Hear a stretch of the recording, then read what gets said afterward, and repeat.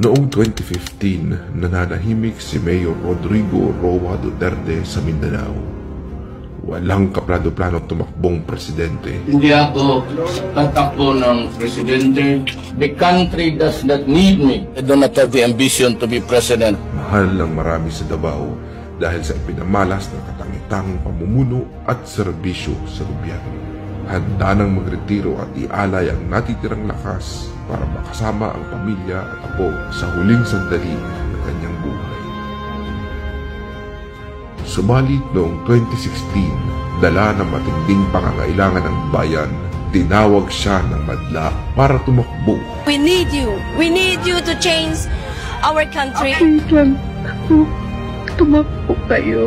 Sabay-sabay na tumakbo ang mga taga-suporta ni Davao City Mayor Rodrigo Duterte. Unti-unti lumakas ang panawagan hanggang sa di na ito napigilan.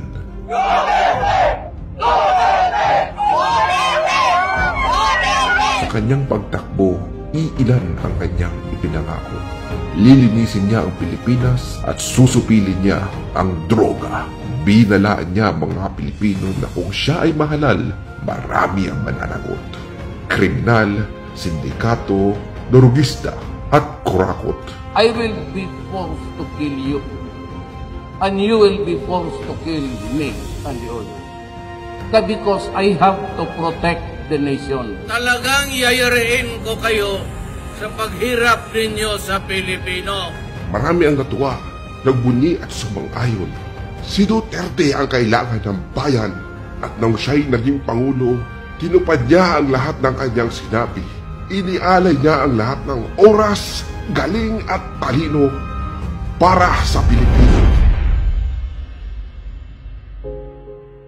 At ngayong 2025, inialay siya ng sariling gobyerno at nais siyang litisin, hindi dahil sa kasalanan, kundi dahil sa pangakong kanyang tinupad para sa Pilipino. Hihilahin ko yan. Hihilahin ko yan. Ako maniwala ka, hihilahin ko yan. Akin na yung anak ko! Akin na yung anak ko! Rodrigo Roa Duterte. Si Pangulong Duterte ay hindi isang ordinaryong Pilipino o politiko. Siya ay dating presidenteng inihalal, mahal at suportado ng maraming Pilipino.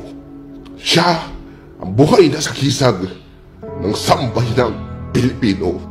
Kung ang uusig sa kanya ay isang banyaga na walang alam sa sistema, pamumuhay, kultura at tunay na kalagayan ng Pilipinas, para mo na rin sinabing walang halaga ang ating pagka-Pilipino.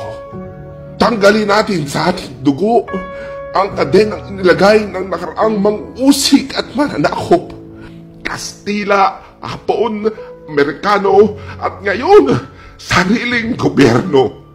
Kaya kung ikaw ay isang Pilipino, makikisa at isigaw. Iuli ng buhi ang among amahan.